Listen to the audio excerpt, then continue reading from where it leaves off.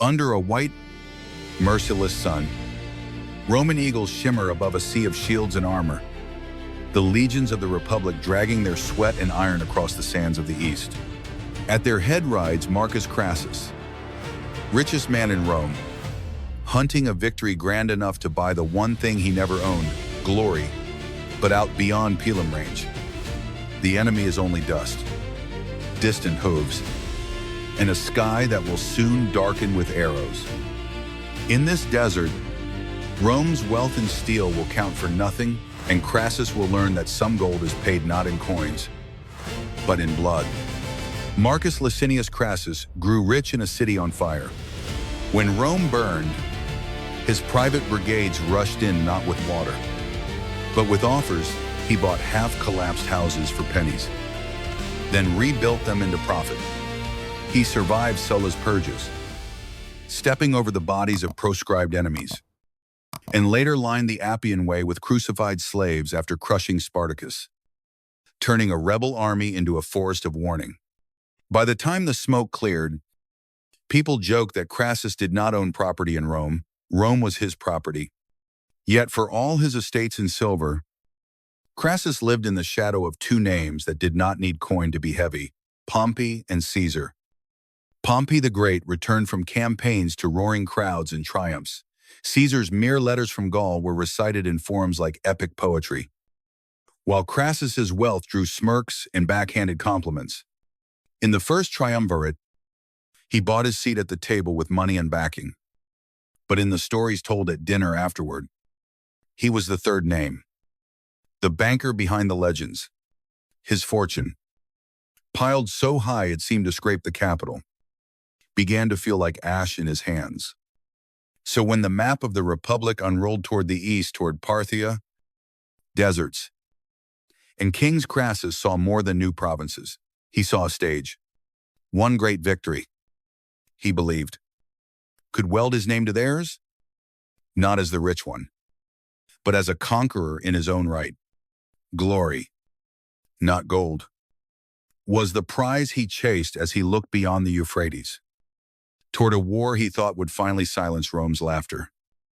Out there, past the frontier, another empire waited, one he assumed could be bought and broken like everything else he had ever touched.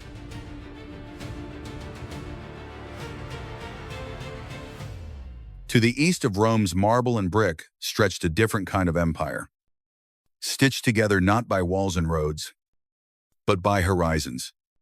Parthia's heartlands were deserts, plains, and rolling steppe, where cities clung to rivers and oases like islands in a golden sea, and power rode on horseback rather than marched on foot. Its nobles ruled from saddle and tent, commanding swarms of horse archers whose arrows could find a gap in armor long before a Roman sword could find flesh. Where Rome built fortresses of stone, Parthia built fortresses of distance, dust, and speed. On these open canvases, the Parthian army was a moving storm. Light horse archers sketched deadly circles around their enemies, loosing shafts at full gallop, while heavily armored, cataphracts men and horses encased in iron waited like thunderheads for the moment to crash in. At the center of this system stood Surena, a young general richer than most kings, draped in silken mail, who understood that Rome's greatest strength was also its blind spot. He knew legions expected an enemy that would stand still, form lines, and let itself be broken. Surena offered them the opposite. He crafted a battle in which there would be no walls to storm, no city to besiege, no solid target for Roman courage to sink its teeth into, only riders who fired and vanished, and heavy cavalry that struck where the line was weakest.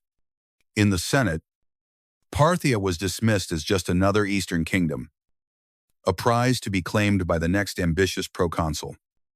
Out here, beyond the Euphrates, it was the other superpower of the age, and its young commander was already arranging the sands of Mesopotamia into a trap for the man Rome called its richest citizen. They told him not to do it. Armenian and local allies pointed to the Euphrates, to the string of towns and wells along its banks, and begged Crassus to keep his legions close to water and stone. Scouts warned of empty plains beyond, of ground with no cover and no cisterns, where horsemen could circle for days. Crassus listened with the bored patience of a man enduring a lecture on fear, then waved it all away with the confidence of Roman steel. Then came the guide, a smooth-tongued Arab chief promising a quicker road. An easy march through the interior where the Parthians were too frightened to stand. He drew lines in the sand, spoke of surprise and plunder, and told Crassus exactly what he wanted to hear. Glory lay not by the river, but across the empty flats, against the protests of his allies. The proconsul turned his column away from the Euphrates, away from safety, and walked it straight off the map his predecessors had trusted. Behind him, the river glinted like a lifeline being deliberately cut. Dawn after dawn, the Roman line uncoiled across a featureless horizon, shields flashing, standards high, boots grinding dust that clung to tongue and throat. No walls appeared, no cities to invest, only a sun that grew larger and a land that stayed stubbornly bare. Somewhere ahead, Parthia rode unseen, writing its answers in distance and silence. With every step, the legions that had cowed the Mediterranean marched deeper into a theater built for someone else's war, toward a place the locals already had a name for: Carrhae. The first warning comes as dust on the horizon. Roman scouts ride back with their reports half-formed, small knots of riders here and there. No infantry, no baggage train, no sign of the great king's main host. To Crassus, it sounds like confirmation of everything. He wants to believe the Parthians are few, cautious, perhaps already afraid. He orders the legions forward into open ground, hungry to catch this timid enemy and crush it in a single, decisive blow. Beneath a blazing sun, the Roman army unfurls into textbook formation. Heavy infantry lock into deep ranks, shields overlapping, standards lifting above the heat shimmer like islands of gold and crimson. Cavalry and auxiliary troops take the flanks, dust curling around hooves and sandals as officers shout the familiar rhythms of deployment. To the men in the line, this looks like every other day Rome has gone to work. Then, through the wavering curtain of heat, the Parthians appear. At first, they look like two little scattered horse archers cantering in loose order, drums beating in strange, hollow patterns, banners snapping in the dry wind. And far behind them, the dark, gleaming shapes of cataphracts moving at a measured walk. They do not rush to engage, do not form tight ranks for Rome to smash, but drift and circle like a mirage that refuses to solidify. The legions grip their pila, waiting for the enemy to come close enough to die. They never do. Instead, Surena's riders fan out with deliberate grace, each unit sliding into its place as if on a hidden grid. The small army suddenly revealing its true shape in motion. Hooves slow, bows rise, and the drums fall into an eerie, synchronized thunder across the plain. For a heartbeat, the battlefield holds its breath. Roman lines poised to advance. Parthian horsemen poised to loose, and the sky above Carrhae is still empty. The first volley falls like weather. A hiss, a rising whisper. Then the sky above the Roman line darkens as arcs of black fletching pour down from riders who never stop moving. Men raise their shields out of habit, expecting a short shower before the real clash.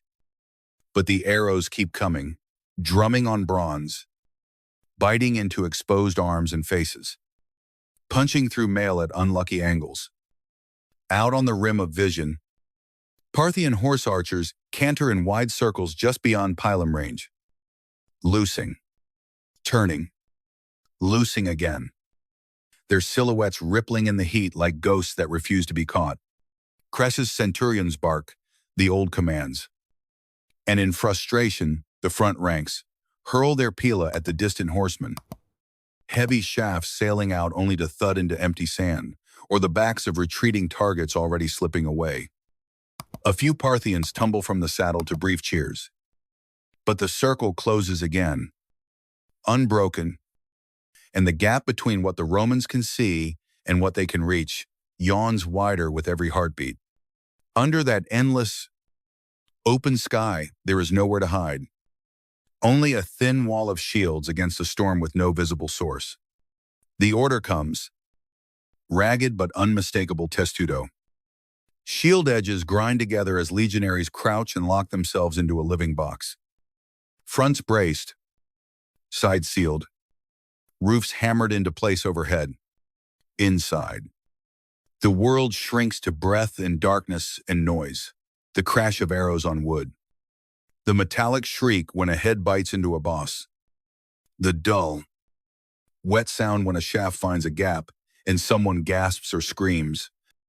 Heat thickens under the overlapping boards, sweat runs into eyes already stung by dust, and every man is pressed shoulder to shoulder with comrades he can no longer see.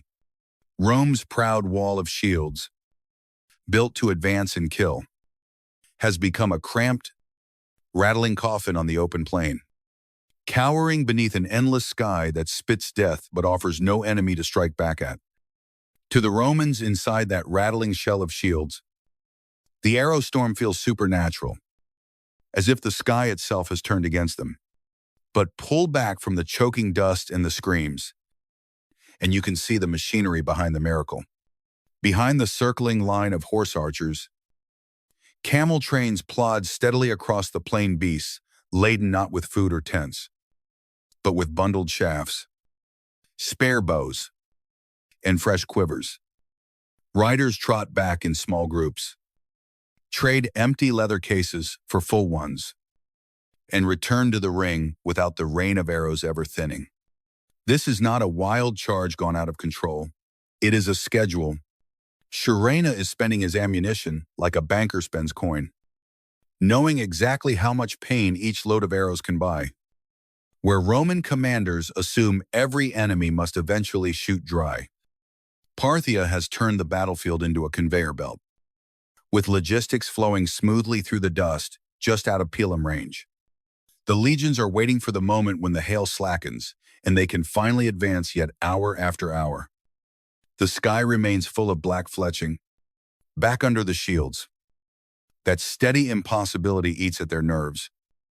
Men yank arrows from wood and from their own flesh, toss them aside, and watch in disbelief as fresh shafts slam into the same spots moments later. As if the enemy's quivers have no bottom. Thirst gnaws. Arms tremble from holding shields aloft, and every pause feels like a lie before the next impact. Slowly, horribly, the realization spreads that there will be no grand clash.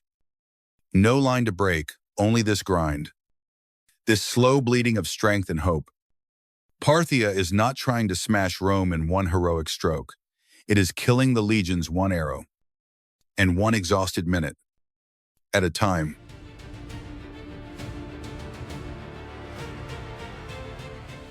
Under the ceaseless rain of arrows, Crassus reaches for the only weapon he still believes in: a charge. Messengers push through the packed ranks to summon his finest cavalry and light infantry, the Gallic horse and youthful elite under his son, Publius. This will be the hammer blow, he tells them, the strike that scatters these cowardly riders and rips open a path to victory. Publius lowers his helmet, takes the eagle, and leads his men out from under the trembling shield wall into the open. At first, it feels like triumph. The Parthian horse archers in front of them break away, turning their horses in smooth arcs and streaming back across the plain as Publius's squadrons roar and spur in pursuit. Dust boils up behind hooves, drowning the shouts of officers who can no longer see the main army shrinking in the distance. What began as a counterattack becomes a chase, a furious sprint after an enemy that always seems just a little too far ahead. Only when the dust begins to thin does the shape of the trap emerge. On the horizon, fresh bands of riders slide into view, not fleeing now, but closing cataphracts with ironclad horses and lowered lances. More archers fanning out on the flanks. Publius looks around and sees no comforting forest of legionary shields, only a ring tightening with every heartbeat. There is no way back, only the choice of where to die. They form a knot of shields and spears in the sand and fight until there is almost no one left to swing a blade. When it is over, the Parthians take what they want from the dead, and from Publius they take more than armor. Later, as the sun sinks, Roman eyes see a figure on a distant spear point, a young man's severed head, lifted high and paraded before the legions. In that moment, something inside the army breaks, and with it, the last fragile hope in Crassus's chest. Dusk settles over Carrhae like a lid closing on a tomb. The dust has begun to fall, but the moans do not. Rising from the field where bodies lie in heaps and knots of wounded men crawl back toward the flicker of campfires, blood has turned the sand into dark, sticky patches, and broken arrows stand upright like dead reeds where they have buried themselves in earth and flesh alike. Inside the Roman camp, night brings no rest. Men lie on cloaks with shafts still jutting from arms, legs, backs, waiting their turn as exhausted surgeons work by firelight, sawing and cutting with hands that shake. The usual chorus of jokes, dice, and marching songs is gone, replaced by whispers, prayers, and the sharp, sudden screams that rip out when a barbed head finally comes free. Around them, shields and helmets lie dented and scarred, mute testimony that tomorrow will only ask more of the same. At the center of this dim, flickering world sits Crassus, a man who has lost a son, a battle, and though he will not admit it yet, the war. His officers crowd around with plans and counterplans. Some urge a breakout in the night. Others, a fortified stand. Still others, a retreat toward the hills. Until the tent fills with argument and fear. Crassus listens, nods, contradicts himself, issues orders he then hesitates to enforce. And in the confusion, some cohorts simply slip away into the dark on their own. The legions do not shatter in a single moment. They sink, inch by inch, like men drowning in sand. Dawn does not so much rise over the Roman camp as creep in, gray and unwilling, revealing shapes that no longer look like an army. Standards tilt, lines blur, and when the first orders to move are murmured along the ranks, they travel like rumors, twisted and thinned with every retelling. Cohorts shuffle out of the makeshift defenses not in proud columns, but in knots and clusters, dragging wounded, abandoning equipment, each man hoping someone else knows the way to safety. At first, the plain ahead seems empty, a washed-out canvas of pale sand in low light, and that emptiness feels like mercy. Then, on the edges of vision, Parthian riders appear in ones and twos, not charging, just following, always there when a group lags, always close enough to remind the Romans that they are prey. A unit veers a little off course to avoid a patch of bodies or rough ground. Another turns to protect its wounded, and in that slight drift, the clean geometry of a legion dissolves. Soon, some are marching toward Carrhae, some toward the hills, and some toward nothing at all. The Parthians do not waste themselves on a grand final blow. They pick at the column like wolves, snapping off stragglers and small detachments in flurries of arrows and sudden charges. Dust swallows, shouts, and signals, and more than one cohort turns in a full circle before realizing it has no idea where the main body has gone. Shields grow too heavy, wounded comrades too slow, and hard choices are made with teeth clenched. Drop the gear, leave the man. Keep moving. Somewhere in this breaking mass, Cassius gathers a fraction of the survivors and pushes them toward escape. A sliver of order fleeing inside a collapsing shell. Behind them, the battlefield becomes a scatter of abandoned lives. Parthian scouts ride calmly between discarded packs, overturned carts, and men too hurt or too lost to go on, finishing what the arrows began. The great machine that marched into Mesopotamia is now only scattered cogs, shining in the sand for a moment before the desert and the enemy swallow them. When the sun finally climbs high, it looks down, not on a Roman retreat, but on Roman standards lying still where their bearers fell, marking the place where an army ceased to exist. By the time the offer of parley comes, Crassus has nothing left but tired men and fraying authority, hemmed in by Parthian riders and a wasteland he no longer understands. He agrees to meet Surena on neutral ground, clinging to the hope that words might save what his legions could not. His officers argue in low, bitter voices, warning that no promise from the enemy can be trusted. But the circle of horsemen and the emptiness beyond leave little choice. So a small party walks out into the open, Roman standards drooping in the still, hot air. The meeting itself is ugly from the start. Crassus stands pale and rigid, flanked by sullen commanders, while Surena watches from horseback, bright in silken armor, ringed by warriors who laugh too easily. Gestures have to be translated. Words pass through interpreters like stones, skipped across water, and every phrase about peace and safe conduct lands with a thud of disbelief. Tempers fray. A hand grabs an arm too roughly. A horse shies. Someone shouts. No one later can agree on who struck first. Steel flashes, brief and clumsy.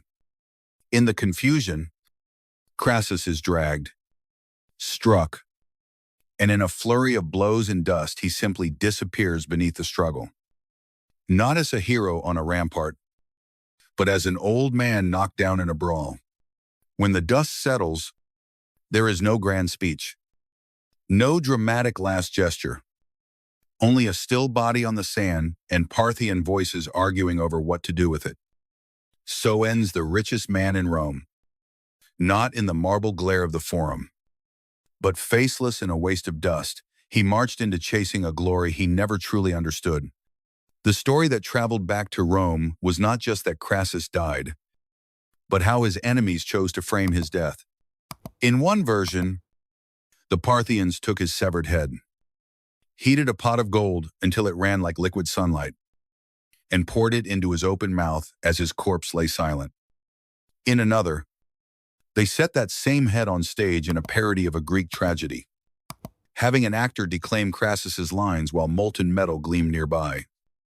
A joke for an audience that had watched Rome's greed overreach itself. Whatever the precise details, the message was the same. The man who had worshipped wealth had finally been paid in the currency he loved. Ancient authors do not agree on how much of this really happened, and some almost certainly embellished it. Knowing a moral fable travels farther than a dry report. Parthian kings had every reason to turn their victory into theater, and Roman rivals had every reason to repeat any story that made Crassus look ridiculous as well as defeated. Yet the persistence of the molten gold legend tells us what people needed Carrhae to mean a verdict. Not just a battle. In that image of metal burning its way down a dead man's throat, they found a symbol for more than one man's ruin. They found a warning that even Rome and its richest citizens could choke on their own hunger.